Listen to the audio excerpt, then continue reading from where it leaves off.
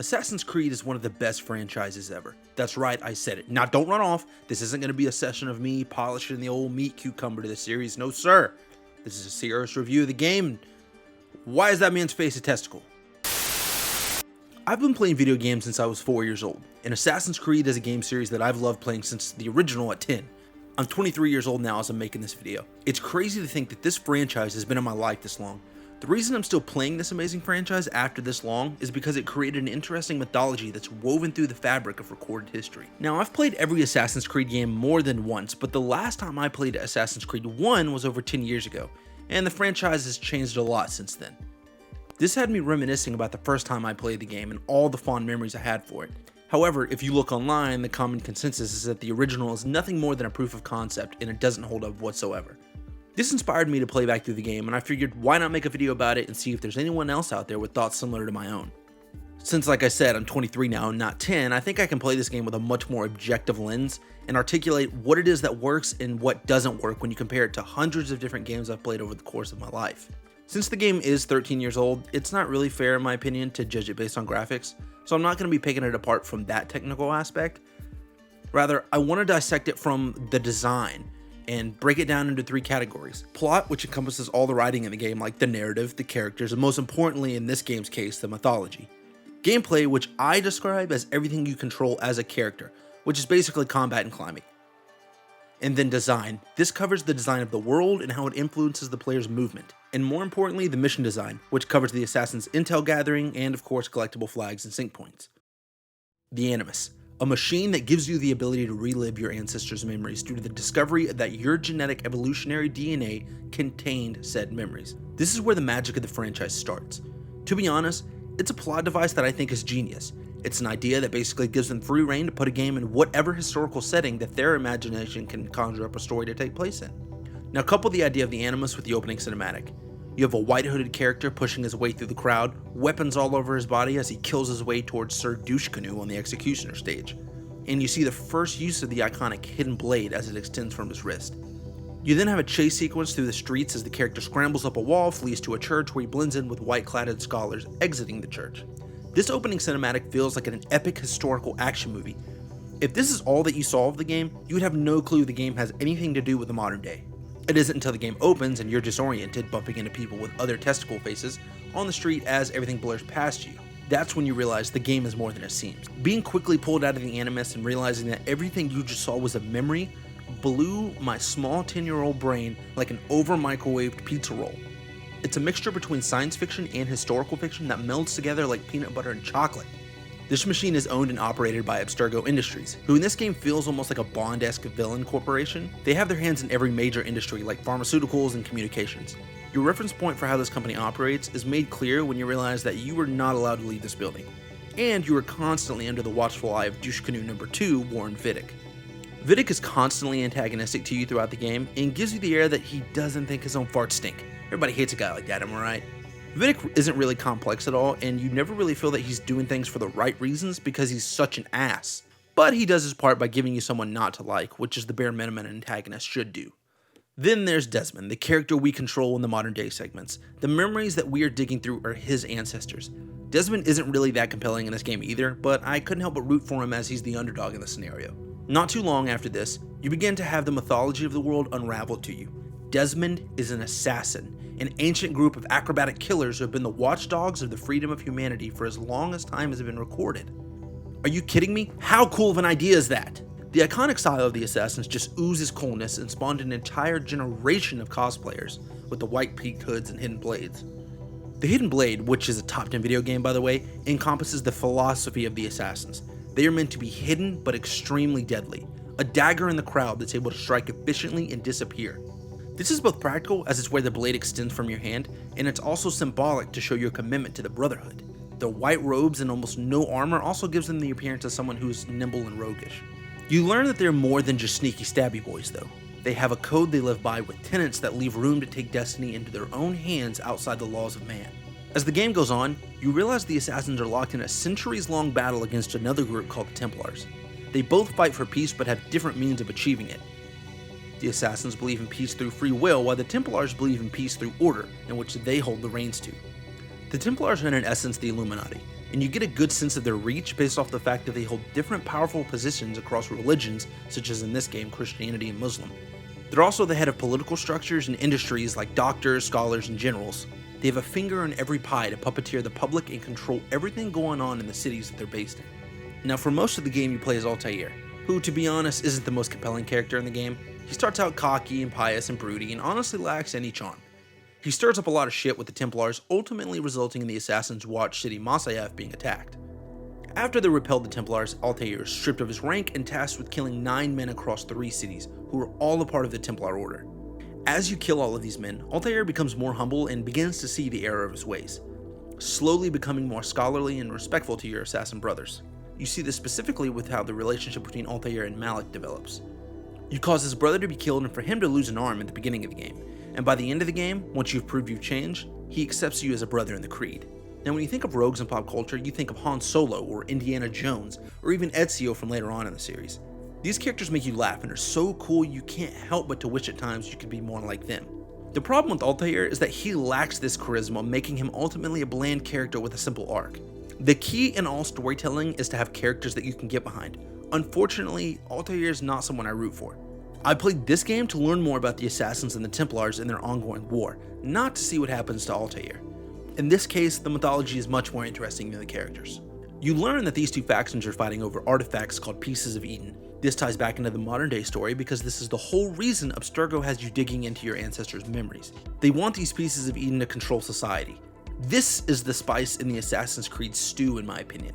This weird science fiction alien looking technology contrasts so hardly with the Crusade setting.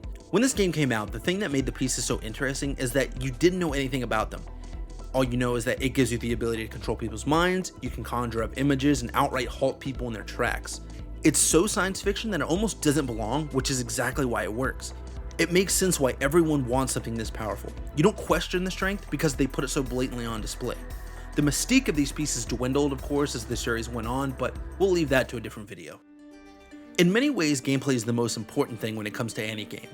What you're doing on the sticks has to always feel good and be enjoyable. Sometimes this game succeeds, and sometimes it fails harder than a wingless duck trying to move south for the winter. In your arsenal, you have 3 possible weapons that you can use to fight enemies directly. You have a sword that gives you the basic attack, and if you hold the attack button, you can perform a heavy attack, which sometimes staggers enemies. You have a dodge, and then you also have a step that closes the distance between you and enemies. The most useful ability you have is the counter. An effective tactic that you can beat practically the whole game with after you unlock it is to just sit with your guard up and wait for enemies to attack you until you can counter them with your sword. And yes, you can basically use this tactic to kill any enemy in the game as long as you don't have the reflexes of a brain damaged chicken. You have the hidden blade to perform assassinations and counters, and the dagger, which is like the sword, except it trades off power for speed, and you can also throw throwing knives with it from a distance. The throwing knives are extremely overpowered and gives you the ability to instantly take enemies out. This is the most useful tactic to use while you're running around rooftops to deal with those very annoying archers. Each weapon type has about 5 to 8 animations for each counter, and I'll be damned if not every single one of these animations are smooth as butter. You look so lethal with your blades that I never got tired of killing enemies, even though mechanically the combat is very shallow. It's consistent and always looks good, resulting in me always feeling like a well-trained assassin, so it passes my bar of quality. Some people do take issue with how easy the combat is, and I completely understand that. Many people think it's mindless and takes so little effort that you would rather just not get into large fights at all, and honestly I don't have much of a way to rebuke that. If you like combat that really pushes you back or can be technically deep like a character action game like maybe Devil May Cry or Bayonetta, then maybe the combat just isn't for you. I think another aspect this game handles actually really well is camera control. In other games, it happens way too often in large fights where I'll get cranked upside the head because I can't see enemies behind me. I never really had that issue here. Now the thing you'll be doing most of the time is free running. The movement is extremely intuitive to the point to where anyone can wrap their head around it after about a minute of learning the controls. Next thing you know, they can climb and move about the city with ease. It's one button held to run and one button to climb up. You can't really get simpler than that while still making it engaging. They also give you more room to experiment with your movement for more experienced players, using things like side ejects, back ejects, and ledge grabs. It gives you a multi-directional way to move instead of just up and down, so you don't just get completely stuck when you climb up a building and realize for whatever reason you can't get all the way to the roof. Now when free running works, it works well, and when it doesn't, it makes me want to shove my dick in a fan. Honestly, it was extremely jarring coming back to this game, with the climbing speed being so slow, especially when you play more recent games and it's much faster. The physics do still feel weighty though, and it's responsive for about 65% of the time. It happened way too often though, where I would just be climbing and then there would be a position that you could very obviously grab, but for whatever reason, Altaïr just wouldn't grab it. This is especially annoying if you're being chased by enemies or if you're trying to climb all the way up to a sync point. But to wrap up the climbing, at the time of its release, this game really did redefine what it meant to climb around a city, and for that, it's always going to get a few brownie points in my book. Now, the two aspects I want to look primarily are mission design and world design. I'll start with world design. There are 4 main cities that you can run around in the game, with another intermediary outdoor hallway called Kingdom. Kingdom basically is just a big, outside hallway for you to collect extra crap in. It also does a decent job of kind of slowly introducing you to the vibe of the next area you're going to be going into. For example, as you start going into Damascus, the colors start changing from grays to warmer yellows and oranges. The musical tracks also become more Middle Eastern, and it really sells the Prince of Persia vibes that the game originated from. When you go to Jerusalem, you get a more neutral gray filter. And then my personal favorite is Acre, or Acre, however you pronounce it, I don't know. It has a greenish bluish filter and really gives the feeling of a city that's been war torn and is caught in the middle of the Crusades. It's a feeling that hasn't really been recreated in the series, mainly because the rest of the games try to show beauty, where this game really showcases the ugliness of war here. Each city is designed in a way to support your acrobatic tendencies as you jump from rooftop to rooftop if you're trying to escape enemies or if you're just trying to cut a straight line to your objective. I always felt engaged in the free running due to the verticality of the building supporting it. Moving always felt very intuitive and I really got stuck somewhere. Once again, it made me feel like a roguish assassin. And you can't help but talk about the towers and sync points when you're talking about Assassin's Creed. This revolutionized open world games, and you can see its influence in other Ubisoft games like Far Cry and even in Breath of the Wild. And I'll be damned if it doesn't still work here. Once you get to the top of a tower, you get a rush of dopamine looking out over the city. It makes you feel accomplished. And then to add to that, you see more of the map bumbler and you get an extra pat on the back. It's become a staple for many gamers to immediately run around an area in every new Assassin's Creed game just to unlock the map. If that's not good game design, then I don't know what is. Another important part of the world design are the NPCs.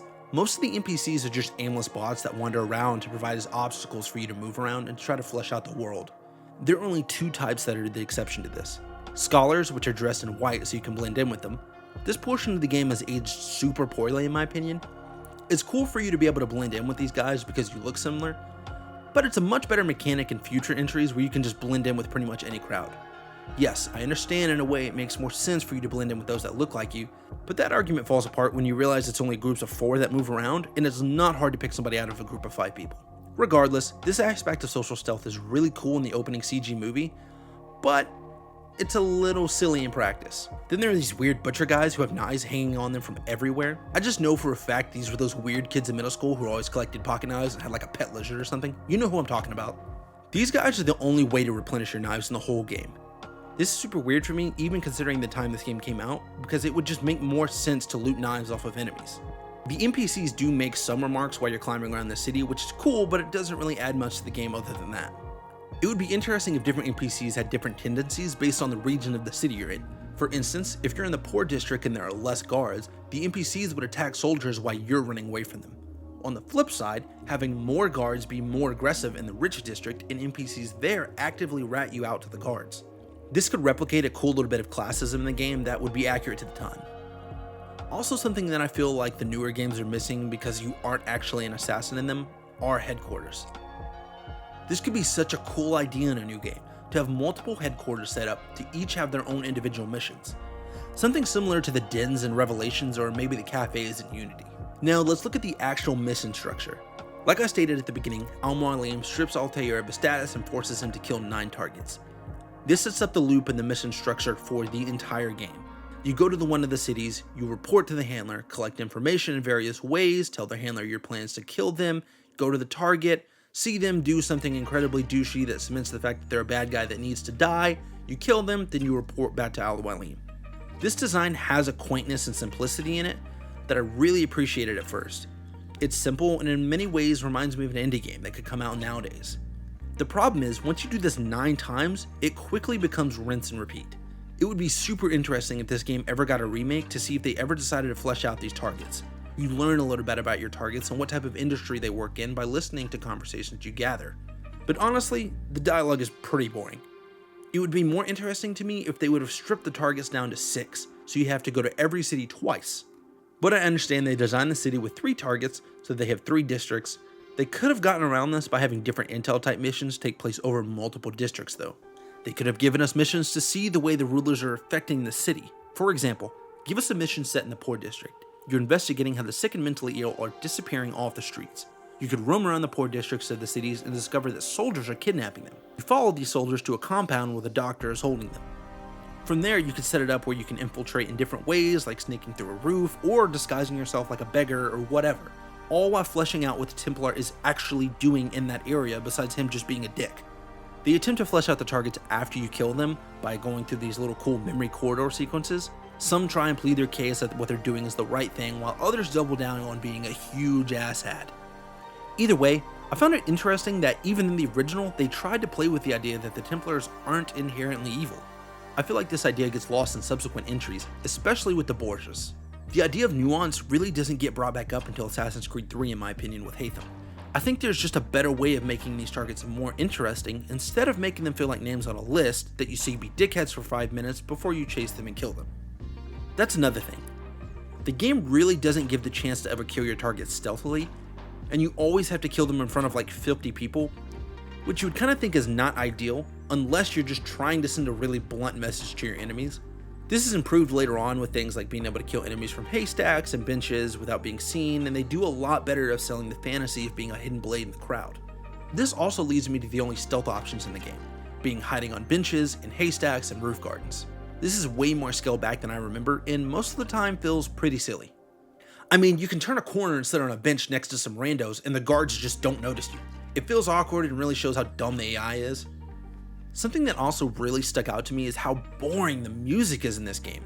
It's funny considering how the rest of the games are known for their well orchestrated scores and how much that's a staple to the series. And then in this game, you basically get like a small theme whenever there's an action set piece or you're running away from guards. And even then, I couldn't tell you what the song sounded like.